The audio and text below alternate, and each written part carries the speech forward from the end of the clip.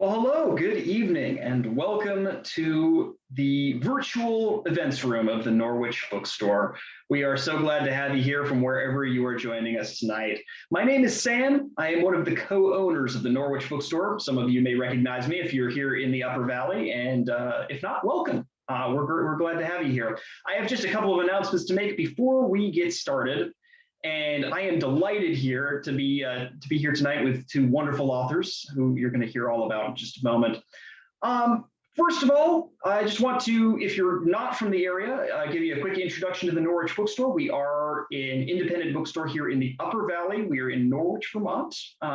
We are open for in-store browsing now, 6 days a week, Monday through Saturday, 9 to 5, and always online at the norwichbookstore.com. And I will be posting links in the chat to that. And we encourage you, if you're not familiar to our store, to check us out. Follow us on social media and see what else we've got going on. And again, thank you for being here tonight. Now, we are here tonight to talk about a book.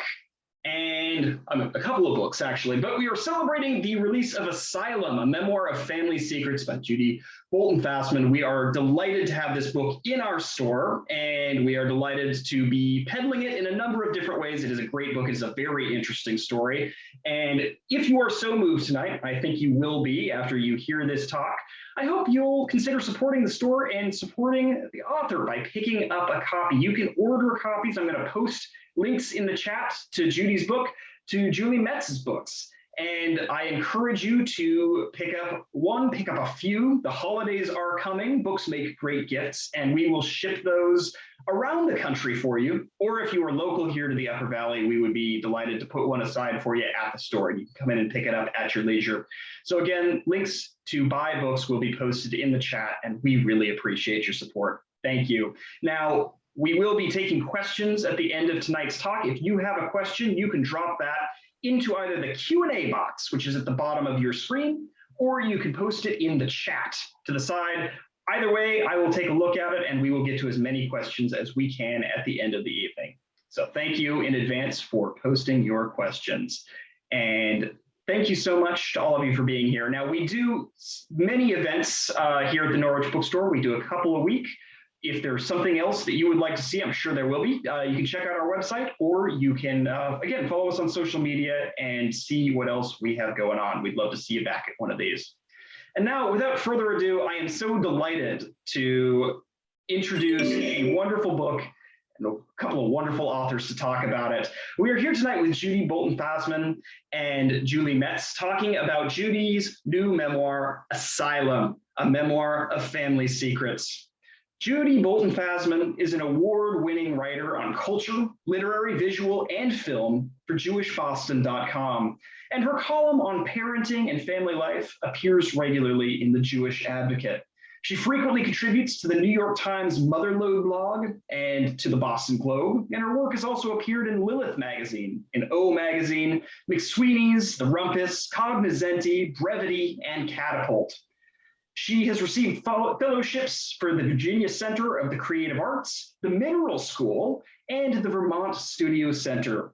She's most recently the recipient of the Alonzo G. Davis Fellowship, awarded to a Latinx writer from the Virginia Center for Creative Arts, and she was also the Aaron Donovan Fellow in Nonfiction at the Mineral School in 2018. She grew up on Asylum Avenue near Hartford, Connecticut, and a New Yorker or a New Englander through and through, excuse me. She now lives with her family, her husband, her daughter, and son, just outside of Boston.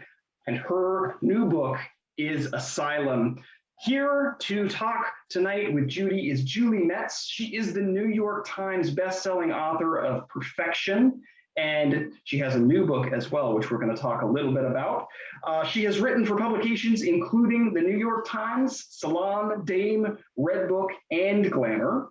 And she has also received fellowships at Yaddo, at the MacDowell Colony, the Virginia Center for the Creative Arts, and the Vermont Studio Center. She joins us tonight from the Hudson Valley of New York, where she lives with her family and two cats. Please, from wherever you're joining us tonight, join me in giving a warm Upper Valley welcome to Julie Metz and Judy Bolton Fasman. Thank you so much. Thank you. So Judy, do you want to begin? Yeah, well, I first want to thank you, Julie, for being here. I'm so honored to be in conversation with you. I loved your new book, Ava and Eve, as you know, Mhm. and I'm just thrilled to have you here. And I'd like to thank Sam Cass for his generosity and for sponsoring us tonight. I'm really appreciative. So I'm going to do a very short reading. Um, and I'm just going to read from the prologue from the beginning of the book, um, and then we'll go from there. Mhm. The prologue is called "Burn This." There is a Jewish saying that an uninterpreted dream is like an unopened letter from God, a letter that surely must contain secrets of the universe. The only letters I received the muggy summer when I stayed on the non-air conditioned side of the 92nd Street Y were from my father, usually cheery cards. Well, hello over there, or thin sheets of yellow legal pad paper with bits of curmudgeonly wisdom designed to steer my focus away from my recent heartbreak. You're a smart kid. You can do this. You can finish that darn thesis. Don't let all that time and money be for naught. This time was different. In my mail was an unusually thick envelope that bore the return address of my father's Hartford office. I knew he had more on his mind than usual that summer, and the heavily taped envelope with too much postage signaled as much. It came on the heels of another letter that he had sent, his more typical one-page kind, telling me, "I shall no longer pay the reservation fee at your school." During the summer of 1985, I commuted on the Madison Avenue bus to the computer lab at Columbia, where I struggled to finish a collection of short stories for my MFA. It was also the summer my heart shattered into a million jagged pieces when my boyfriend vanished as if our 8 years together had never happened. My loneliness, or as my father put it, lonesomeness, not only saddened him, it magnified his own feeling of aloneness in the world. My father was not one for phone calls. After the initial "How are yous," he was all breathing in silence, so he had taken to writing me a couple of times a week. His postscripts were always the same. "Write to me at the office. I don't want your mother to know that we're corresponding." We both knew my mother would be wildly suspicious were she not included in our correspondence. While my father was a reluctant talker under the best of circumstances, he was a formal, old fashioned writer who used words like shan't and cheers and salutations. He always signed his cards and notes to me, "Your father." Love was not in his vocabulary. Did he love me? I knew he worried about me. I was the sensitive firstborn daughter who was the frequent target of her mother's hair trigger moods. His worry was love, but I sensed this latest correspondence, massive as it was, would reflect that he was older, more tired, and showing more overt signs of his Parkinson's disease. He had already grumbled that my mother was getting more difficult to tolerate, finally defeating him with her relative youth. She was 17 years younger, and with her epic tantrums and fiercely won economic independence. This time I was sure he would dispense with his bonhomie, his homespun wisdom, his greetings and salutations, and finally tell me all that I had been yearning to know since my earliest days. I carried the large envelope to my room as if it were fragile, addressed in my father's now shaky print. It felt substantial, weighty. Was it an opus of his life, a compilation of regrets, a decision to divorce my mother at last, along with the laundry list of her failures, her denunciations? Whatever it was, it called for a private place in which to read it. And it's no secret that it I talk about it further in the prologue. My father leaves me a message on my answering machine and asks me to burn that letter before reading it, and I do. And we can talk about that, Julie, if you Yeah. want. But but that's sort of that's I'm just sort of laying the context of Mhm. all of that. Yes, of course. Well, so we'll get started then. I met Judy online when she interviewed me for Jewish Boston, which was a great pleasure. I'll just quickly show you my book. which is Ava and Eve. This is the book that I just published. And so now we're going to talk about Asylum. So the first thing I wanted to ask you is, I know it took you some time to write this book. I know it took me a long time to write mine. Mm-hmm. I think maybe family research books really do take time, but I wanted to ask you first sort of why you feel it took you that long to birth this book, and how that process sort of changed over the years that you were working.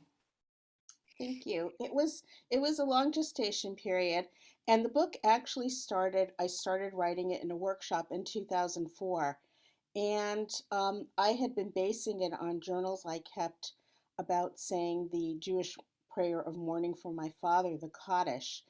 And it was a very internal book, a very personal book. And as I was writing it, I didn't know how to expand it outward so that other people besides my family would want to read it. So I was really at a standstill until 2008 when, at the behest of a friend, she said, you know, you really have to expand this and you have to find out more about your father back in the day. He was kind of a mysterious guy. He didn't talk a lot. I mean, he asked you to burn this letter. And I realized that I really had to talk to people who knew him back in the day, and that opened a whole new world for me. A whole Mm. it gave me a new arc. It gave me a new purpose, and um, I'm not going to reveal what the secret was, but I found out a secret about him. Mm-hmm. So, and that just sort of split things wide open for me, and Yeah, it became a different book. I think that happens maybe in a lot of memoir writing projects, where you start from a very personal place and then you kind of expand in order to write a book that will speak to other people. You have your particular story, but you have to find the universal, um, the universal truths that will appeal to other people. Exactly.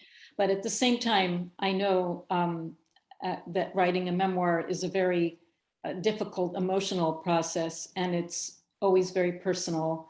And I know that it's often a struggle for people to write a personal story. You worry that your family's going to be upset, or that other people might be upset. So I was just wondering if you could share a little bit about how you managed to take this very personal story, expand it outward, and sort of wrestle with all that internal conversation about sharing such an intimate story. I think, for lack of a better word, I sort of matured over the process. Um, I was angry with my mother for a long time, and good writing does not come from a place of vengeance or of anger or retaliation. And I realized that, about 6 years ago. And it just sort of changed my whole attitude about the book. And as you know, I scrapped many versions. Some of them I actually brought to the recycling bin, so to speak, and Mhm. erased them from my from my disk drive because I just didn't want them there. I didn't want them lingering. I didn't want that karma lingering. It was hard to write about a lot of the personal things. I don't want to say it was triggering, but some of my family members were triggered a bit by some of the things I wrote, but I wrote the truth.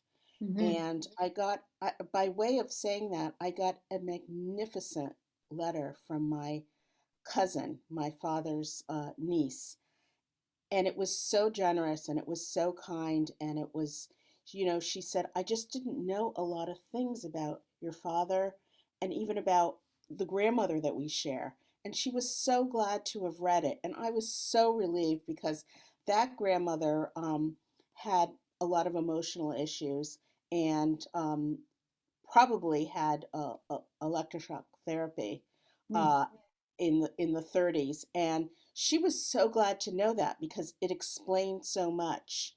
Um, my sister had a bit more of a hard time with the book, but she has been supportive all the way. She had one reaction to the part in the book where my mother has left my father when we're little and we go to Florida.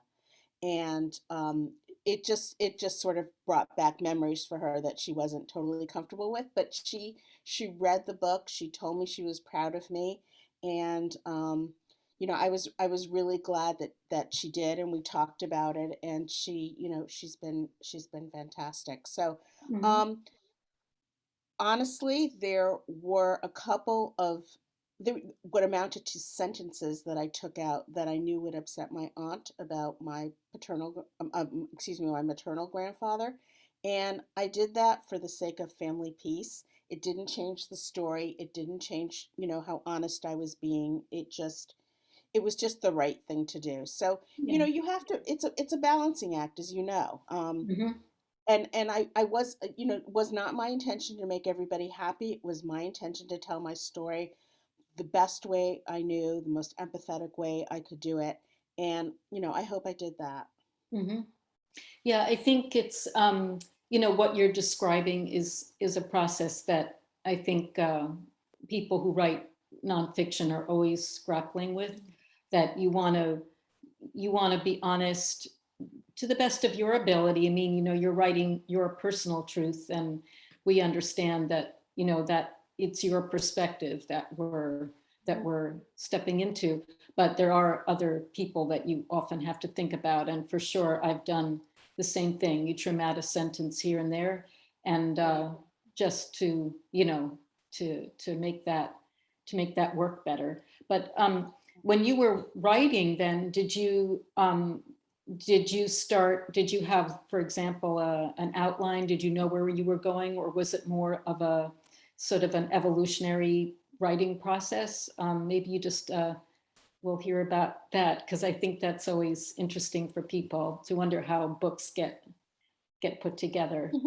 Yeah. Well, I wanted it to be an evolutionary process, but I worked with a wonderful developmental editor who became a close friend, Jamie Bernard, and Jamie made me write out every single scene in the book.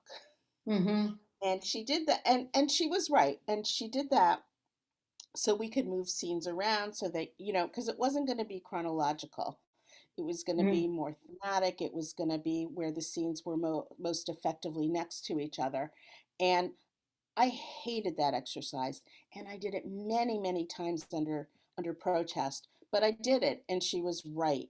Mm-hmm. So I didn't strictly work from an outline, but it was an excellent exercise to know what all my scenes were, so that even just to have them in my head, I could move them around, I could think about them, I could think about where they went, what scenes were more effective in what chapters. So you know, grudgingly, I admit she was right, and it was, as you know, it's very labor intensive. I mean, I Sure. remember sitting you've been to VCCA as well, and I Mm, remember yeah. sitting Yeah. in my studio and like laying out sheets of paper and Mm-hmm. just shuffling them, and even like physically cutting at one Yeah. point, and, I've done that. taping. Um, I'm not a visual person, so that didn't totally work for me, but I made a mighty attempt at it, and it did help to some degree. Yeah, it's so interesting. I mean, I'm a visual person. I know that with both my books, I've ended up at a certain point with piles on the floor where and I guess what you're describing, sort of visualizing scenes, is in a way a bit, say, it's almost like you're imagining a film, and Yeah. you're putting it together in that way. And I think that's super helpful, just because I do think that for readers who are stepping into a memoir, it's really all about the vivid scenes that kind of Right. capture a world and make it come alive for them, even though they don't know any of the people personally in your story. So I think that's um, a very important thing, and it sounds like a great exercise. I'm at the beginning of a book now, and that's what I'm doing. So Mhm. writing scenes, but yeah. So I when at the beginning, when you were first reading your prologue, you you mentioned a prayer, and also you talked about how the book started out as a kind of a celebration of the Kaddish, of the Jewish prayer.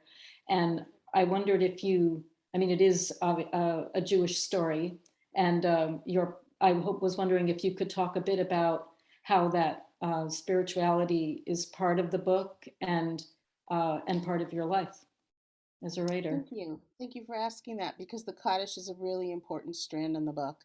And it Mhm. was something that I was not ever willing to let go of. I mean, that was the beating heart of the book for me because that's how it started. And I'm not giving away anything by saying that that's how it ends. It ends with me saying the Kaddish in the small chapel in New York City where my parents got married at the Spanish Portuguese synagogue.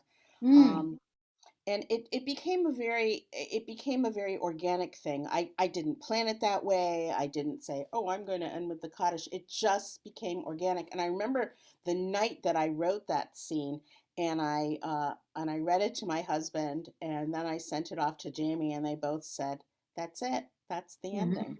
You know. So that's how important the Kaddish was. Um, I learned a lot saying the Kaddish. It was sort of a return to Judaism in some ways.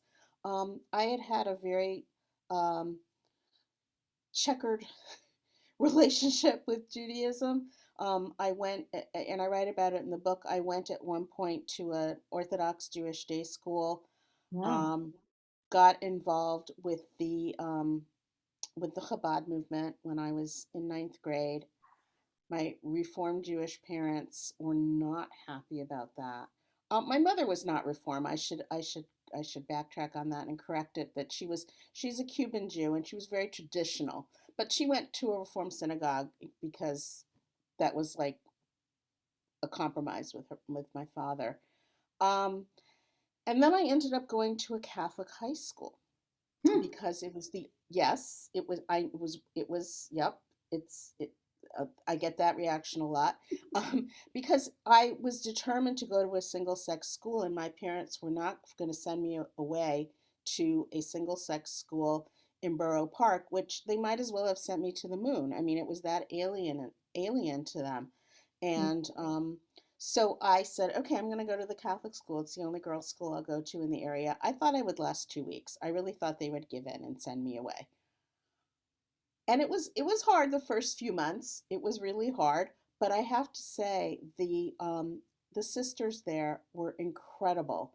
It was in Mhm. the mid 70s, and things were changing, and there were a lot of young nuns, and they were dressed in pants, and they were very cool. And um, I didn't have to take religion class. I Mhm. didn't have to go to chapel, and I didn't experience one anti-Semitic incident there. In fact, people were just very curious about me.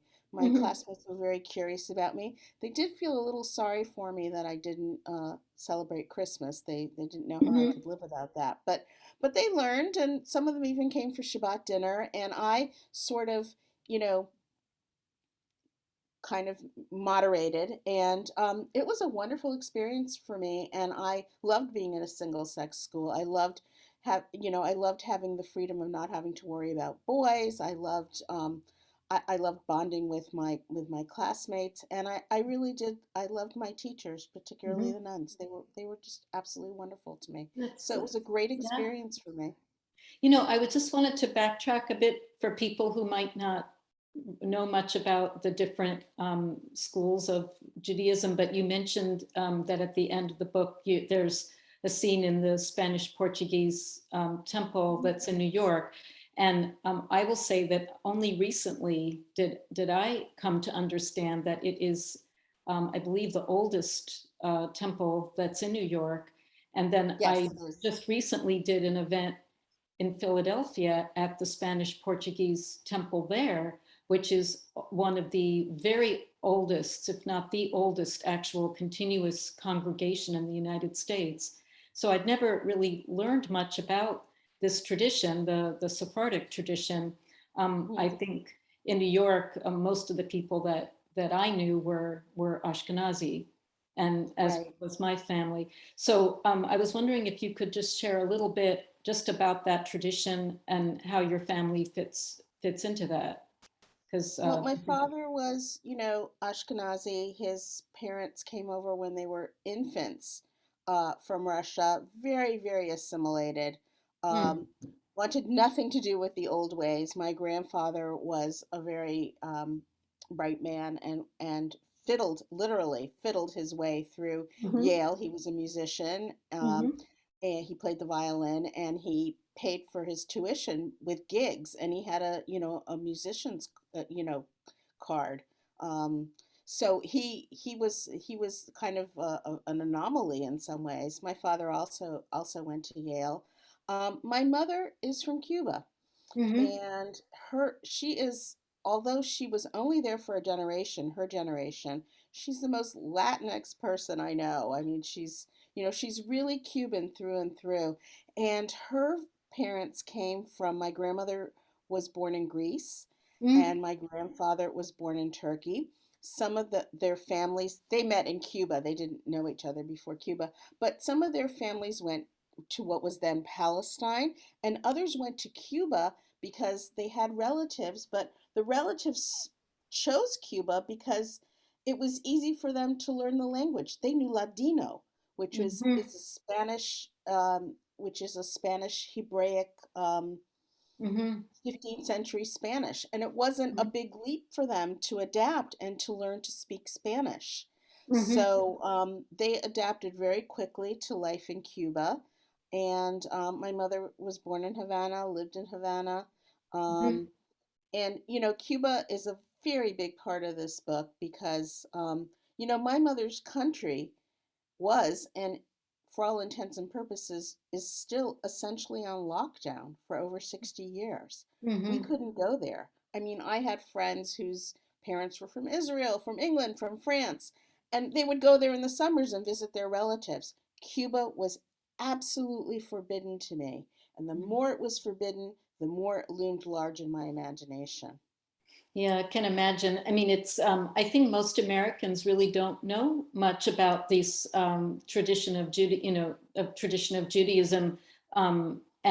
If you asked most Americans if there are any Jews in Cuba, you would, uh, Right. people wouldn't understand. People are Yeah. always surprised, but there's quite a thriving Latinx Jewish community in places like Argentina and Chile and Hmm. a lot in South America. But Sephardic Jews are a minority within a minority. The Hmm. uh, the majority of the Jewish population was Ashkenazi, and my aunt actually married, my Sephardic aunt married an Ashkenazi Jew, my uncle, and it was like almost like it was a intermarriage or something. I mean, the groups were that distinct and really didn't mingle together. Yeah, the only time until I did this event at the very Mhm. beautiful and lovely temple in Philadelphia, it was such a pleasure. The only other time I'd been in a Sephardic temple was actually in the south of France, in Oh, Nice, okay. where there Mhm. is quite a Mhm. large Sephardic community. And I remember I was a student at the time, and I remember going into the temple because I wanted to be there for a Yom Kippur service. And I walked in, Mhm. and immediately I felt like, oh, I don't belong here. And, I felt sort of not part of the community. People kind of looked at me. So I think people aren't always aware that there are these two very different sort of communities, different strains, and that's interesting about your family. That really it's a melding of the two traditions, which is Yeah, yeah. yeah. Um, I must say that I grew up more Sephardic than I Mm, grew up Ashkenazi, just because my father was not at all uh, mm, observant or religious, and he grew up classically reformed. He was born in 1919. He grew up classically reformed. His bar mitzvah was all in English. He didn't read Hebrew. The only prayer he knew was the central prayer, Judaism's central prayer, the Shema. He knew nothing else. Um, mm, and he wasn't, he wanted to be assimilated. He wanted to be of America. And, mm, that was just fine with him. So, mm. Yeah, so yeah, it's interesting. In my case, my mother was also the more observant. My father also was much less observant. Well, I thought we'd take a little detour now, Mhm. because this is your first book, and yeah, and so you're publishing your first book at 60, which is Mhm. cool.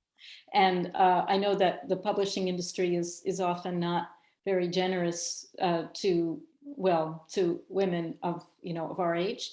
And I wanted to know if you could talk a little bit about how you kind of worked that out for yourself and how you've experienced publication of your first book.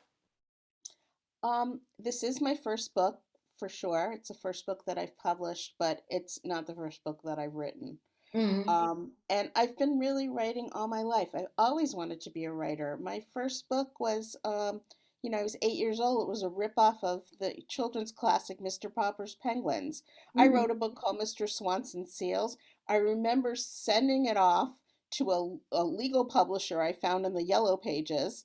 And I don't even remember who put the stamps on the envelope or any, I don't know how it got there, but somehow it got mailed.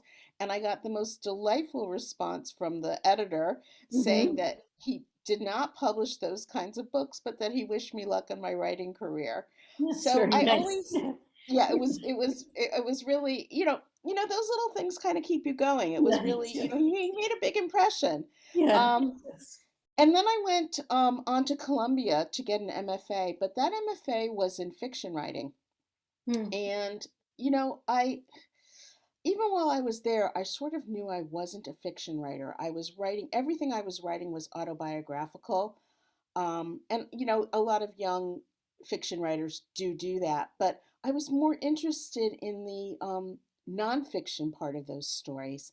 And my thesis is a collection of stories called The 90-Day Wonder. And The 90-Day Wonder is about my father and his time in the Navy and his time traveling through Central America after he got out of the Navy. So the first stirrings of Asylum were in that thesis. Mhm. Um, and then I went on to just by hook or by crook do freelance and do book reviews and I in my 30s, I think in my late 30s after I had children, I think I realized my voice was in nonfiction. It was in creative nonfiction. It was in the personal essay. Um, as Sam mentioned, for 8 years, I wrote a column, a parenting column, which really wasn't a parenting column. I'm not a prescriptive person. I was not telling anybody how to make brownies or how to give your kid a timeout. I was telling stories about my kids. Mhm. And I did that until they became teenagers, and I could no longer tell the stories about them. Yeah. Um, and everything I wrote, even when they were 7 and 4, I read it to them, and of course I passed it by my husband too to make sure that I wasn't violating their privacy. Mhm. But and I loved doing that column, but I realized I loved telling stories, and I loved memoir, and I loved personal essay, and that's where I really honed my voice. Mhm. And I started writing personal essays, and then of course I started working on this book. I have a couple of failed novels, like a lot of people that sat rustling in the drawer. But it was really creative nonfiction, personal essay, and memoir that really captured me, and I thought really suited my voice. Mhm. So do you think that the writing the essays, writing the blog essays and other personal essays, do you find that just the way that you learned to write in a short format helped you with a book format? I mean, how do you think that connected?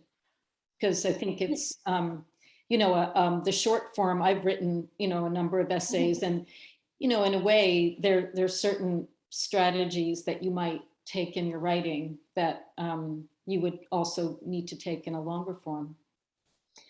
I think as much as I loved the personal essay, and I believe any kind of writing exercises that muscle, and it's Mhm. important. And I always kept my hand in writing, and writing essays, writing creative nonfiction. particularly when the kids were younger. But I was kind of lulled into a false sense of security that I could do a book. Doing a longer form book, doing that longer form is really a lot different than wrapping things up in a personal essay or in an Mhm. essay in general. Mhm. And I realized that pretty quickly on, especially when I started writing the book in earnest, and that's where all of the listing of scenes came in, and the ideas about structure and the arc, and I mean, Mhm. you have that a little bit in a personal essay, but it is, you do a lot more work with it, and it's harder to do in a longer work. So Mhm. um, so as much as I loved the essay and I loved exercise my writing muscle, um, really for me anyway, writing a book was just a different beast. Mhm. And do you feel like do you think you'll tackle another long form project again? Or I want to. I've been writing essays about my mother, and I'm resisting kind of just compiling them. What I'm going to do when I have sort of a mass of essays is I think I'm going to just print everything out and see if I can see an arc and see if I can, I won't even dare try to structure it yet. I'm just going to see if there's something there. And, I hope there is because Mhm. the essays have been published in some, in some Mhm. literary magazines, and so I'm hopeful that I'll find my way. Yeah, with this book, I mean, the structure, was that something that you came, so that's what you came to during the course of the writing. It wasn't something that you had planned at the beginning. No, and something, I think with the next book I will be more planful about it because it was torture. Mhm. It was really hard. I really felt like I was all over the place. I felt discombobulated a lot of the Mhm. time, and I really think that I will be much more mindful of what kind of structure I want to do, um, But or what kind sometimes, of structure it should be. sometimes that has to work itself out. I mean, Yes, I yes. think there's always a part of every writing project that I've tackled where you have that feeling of being a bit lost in the wilderness. But if you can just kind of breathe through that and stay with it, that's kind of when a lot of the good things come. Mhm. You were talking about Virginia Center of the Creative Arts, VCCA, we call it, the people who've been there, Yes, which right, is just right. a lovely artist residency Hmm. in rural Virginia, where I've been privileged to go 2 times while I was working on Ava and Eve. And I remember one of those times just being in a state of really kind of excruciating agony. But it Hmm. was during that time when I could actually sit with the project uninterrupted. And then things come to you that you would never, that you might never have come to otherwise. Sometimes I think you can't always impose the structure at the beginning because you haven't really sat with the material long enough. It's like a person. Right, The book right. is like You have to becomes get to a, know the person, yeah, yeah. yeah. We discussed this when I interviewed you for Jewish Boston because Mhm. I marveled at your structure. I thought it was just brilliant, and everybody should read Ava and Eve. It's a wonderful book, and I want I want to put a spotlight on that. But your structure, you had told me that you gradually came to it, and you did have Mhm. to kind of sit with your book and um, you tried different things. So I guess, you're very, I Yeah, guess you are a little bit lost in the wilderness at first. I And, think it's um, kind of, maybe there are people, I mean, I've sometimes thought maybe people who write mysteries or thrillers, they kind of got to know where their story begins and ends and, how they're going to, drop clues and that kind of process. But that's a very different type of story where you need to seed it in a certain way. But mhm. I think memoirs really, and novels too, I would say sometimes really you just have to let it let it cook a bit, because you aren't quite sure what the characters are telling you. And this might seem strange, because in a memoir you're writing about people you knew, real Right. people. And Right. yet I found that I was getting to know the people in my book as I was researching them and writing them, and writing about them and finding out more about them, in the same way that you must have in working on this book, where you're really getting to know a parent that, we all have this problem when we become adults, where the parents we thought we knew are not those people. In your Right. case, of course, some bombshells, but it's which makes for a riveting read. But I think that is always sort of the difficulty in reaching adulthood, is coming to terms with your parents as people, getting to know them Mhm. as people, or even people you never met at all. I was Right. writing about my grandparents. I never met them. I'd only heard stories about them. And writing can be a way of getting to know people. So do you feel that Yeah. do you feel that that process really helped you understand your family and the individuals in your family? As you were speaking, I realized that the cottage was really a way for me to get to know my father. I got to know him posthumously, even Mm-hmm. more than I knew him in life. And it was a way for me I said it every day for 11 months. I went every evening to synagogue to say the Kaddish. And even when we were on vacation, I found a synagogue in Rome to say the Kaddish. And it was Mm-hmm. very important to keep that conversation going. Mm-hmm. And the more I was involved in that conversation, the more I felt like I wanted to know my father, and there was probably more to know. It was a very intuitive feeling at the time, and I didn't know where it was going to go, but Mm-hmm. it certainly laid the groundwork. Mm-hmm. And you and I share in common that we had these very mysterious parents. Mm-hmm. Um, so it's and we went back in time and history to kind of understand where they what made them who they Mm-hmm. were. Mm-hmm. And that was I always say my father was a man very much of the 20th century.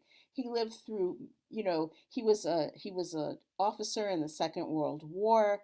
He really lived through major events of the 20th Mm-hmm. century, and he was Mm-hmm. very much that kind of guy. Yeah, I mean, Um, my dad is 96, and oh, sometimes God bless. I'm kind of bowled over by what he's lived through. When he was a kid, there Isn't it were amazing? polio scares. There was, Yep. you know, he fought in a war at World War II at the age of Right. 19. You come home, Right. every piece of technology that we now take for granted sort of happened, except for the telephone, really Hmm. happened during his lifetime. And now, of course, he's struggling with email and his cell phone. And, it's, kind of boggles the mind to think that, what the 20th century has brought. But I think what you're pointing out is that that generation, they lived through a lot, but they kept a lot to themselves. I think they Hmm. had survived a lot of truly painful experiences. In talking to my own dad, I know that, as a just basically a kid, he got shipped off to Europe. I remember when we went back together to the beaches of D-Day where he landed. Hmm. He didn't fight in D-Day, but he landed on those beaches en route to the Battle of the Bulge, which was pretty horrifying. He said the first thing that they saw as they climbed up the hill was the cemetery, the temporary cemetery of all the boys who had been killed at the landings. And you're looking at that and you're 19 years old, Right. and look what's ahead of you. And I think, Right. so that generation, I think they endured a lot of really deep, raw pain, but it wasn't a time really when people were comfortable sort of sharing their intimate lives, maybe the way that we've become used to doing. And so Right. I know sometimes this generation is called the silent generation, that they just, Right. carried Or the those through. greatest generation too. Mhm. I And the mean, greatest generation. I look at Yeah. pictures of my father. He was, a 90-day wonder. He was, which is a pejorative term I later found out, but essentially he was trained in 3 months to be an officer over sailors who had socks older than he was. He Hmm. was 22 years old Hmm. when he shipped out. 22. I mean, what was I doing at Oh, 22? yeah. What Well, were, they were, yeah. it was it's absolutely mind-boggling to me. It's mind-boggling to me that my mother came here alone at 22 and Yeah. started life in a new country because she sort of saw the handwriting on the wall with Fidel Castro. So Hmm. it's just I mean, I realize that those were different times and those were different situations, and certain circumstances force you to grow up faster, but Hmm. it's it's mind-boggling to me. It's just Yeah. mind-boggling to me that he was an officer, um, Yeah. I know, in at charge of 22. other people, but I think, it was a time where people were really being asked to step up in that way. But Yeah, I do think they carried. I mean, it wasn't really until after my mother died that I realized I'd never talked to my father about his service during the army and his right. life, and I decided not to make the same mistake that I had made in Yeah, not getting my mom to share more stories. And I did spend a lot of time with my dad interviewing him. And I guess I'm sure you would agree that we would both say to people who have older relatives that um, it's a good thing if you can, hmm, speak to those absolutely, relatives while you have the time and the chance, because you'll find out amazing things absolutely, about your family absolutely. and your story. Um, I'm wondering if this might be a good time for any questions. I see there's a few things in the chat, so maybe Great. Sam will pop back in and we'll see. Yeah. Hi, Sam. Hello. Yeah. Thank you so much to both of you. I've been enjoying listening back here, and thanks to everyone in the chat. And if you do have questions, you can either put them in the chat on the sidebar or drop them into the Q&A box at the bottom of the screen. And either way, we will get to as many as we can with the rest of the time we have here. And it was really great to hear the two of you kind of talking about craft and writing. A question for, I think, for both of you to answer, and I think you've touched a little bit on this already, but we certainly have a lot of writers and aspiring writers here in our community and folks who want to share either family stories or memoirs. Do you have any advice for somebody who is trying to write a memoir or a story that involves their family, about recalling it, about navigating some of the stickier questions? What would you say to somebody doing that? Judy, why don't you take a crack at that? Yeah. I would say that the most important thing for any writer, no matter what genre they're writing in, is to find a community.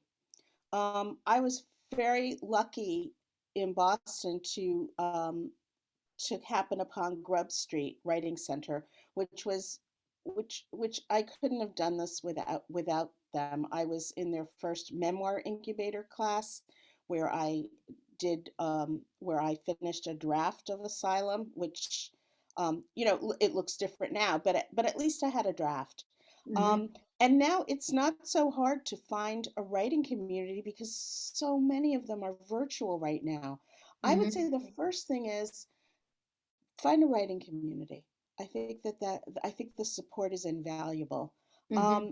As far as just writing about family and writing about memoir, just I don't know if you found this, Julie. Just spill it all out. Don't worry Hmm. about the structure. Don't worry about shaping it. Just write everything you can remember, everything you know, everything you've learned in interviewing an older relative, and the shaping will come.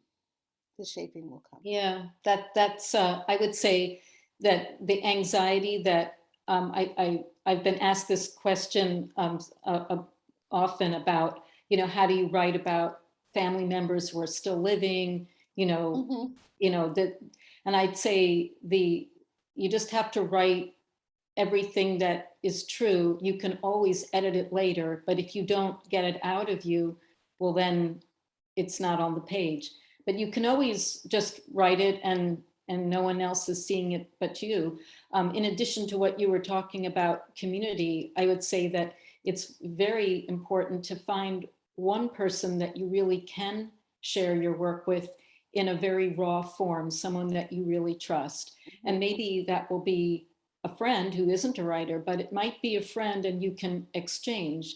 So I'm having that experience now with a writer where we've just agreed that we're going to share our work with each other. And I think just having that is such a great comfort to know that someone else is going through the challenges and the joys of the work in the same way that you are, and that you know that you can trust their judgment to read your work with empathy and also with honesty. I've never been part of a larger writing group, but this very small unit is kind of working for me right now. So yeah, I hope that's helpful to people. Don't give up is Yes, don't give up. most important thing. I was going to say that might be the most important piece of advice. Yeah. I have talked with a few different writers who really relied on writing groups, both writing groups they'd met with in person before the pandemic, and also people that they'd met who were maybe further away, who they've met over Zoom. So that is definitely something that I've heard from multiple sources. Definitely encourage all of you writers out there to find a community.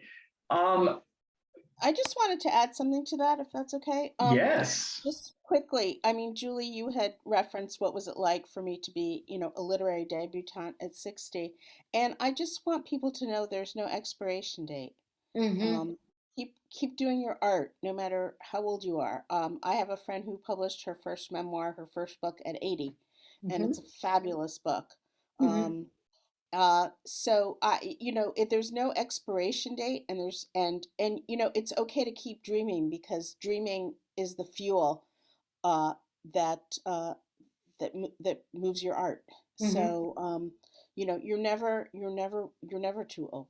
I agree. Yeah, that's super important to know, because it's some people, and people write in very different ways and at very different. Some people write very quickly. It might come very quickly, but for most people that I know, that is not the case. It's a process of you draft something, and the real work is editing and revising. So when people ask me, oh, how many drafts did you need for your book? And I say, I don't count, because really there was an original draft, but that's long gone. And the real work came later in digging into each part and really making each part the best that it could be. So yeah, so I hope that is helpful to people out there, because I know it can feel very daunting, this project. Thank you. And again, folks, if you have questions, you can drop them in the chat or into the Q&A. I will see them, and we'll keep going through. We'll get to as many as we can in the short time we have left. Another one that I think both of you can answer, and I would be very curious to hear both of you talk about this. You're both have written books about members of your family who you maybe didn't know as much about as you would have liked, and I imagine learned a lot about them during the process. And some of that is revealed in each of your books, but were there things that you learned about the members of your family you were writing about that didn't make it into the book, but that you learned in the process of writing? Well, yeah, I mean, I would say there definitely were some that did not make it into the book. There's one passage that actually my dad had shared with me in an interview. And at the time that he shared it, I was actually shocked that he was telling me the story. I was this kid. It was sort of an intimate detail really about his marriage. And, you know, I was an adult by then, but still. So I wrote a scene, and I remember I sent it to my editor and I said, you tell me if you think this scene really needs to be in this book. And if you do, I need to send these pages to my dad first. Like I can't leave that scene in there without him okaying it, even though he had willingly shared the story in an interview. And because my dad doesn't really do email, I ended up having to print the pages out, put them in an envelope, mail them to him with a note. And then he called me up a few days later, and you know, he was my dad was actually an art director at Simon and Schuster for very, very many years. So he read many, many books in his career, and his comments were very editorial, you know, in the sense that he told me why he liked. He said you may absolutely use them, but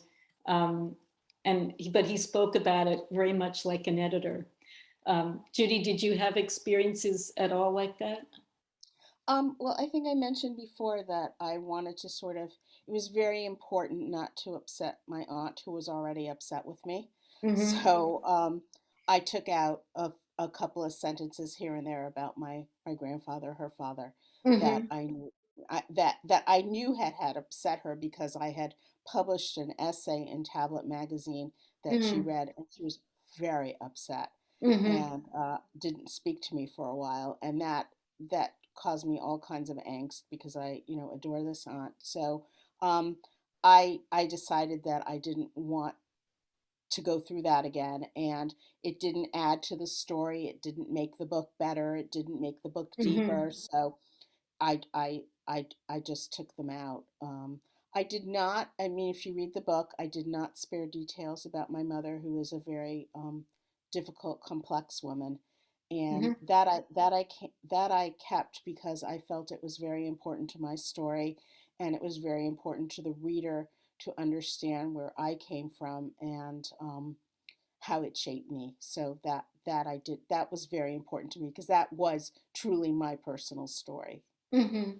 Yeah, I think that that's always the delicate balance that we're dealing with is what can you, you know, what has to be in there and what could be removed, Right. either in the interest of not the book not being 500 pages, and also um, Mhm.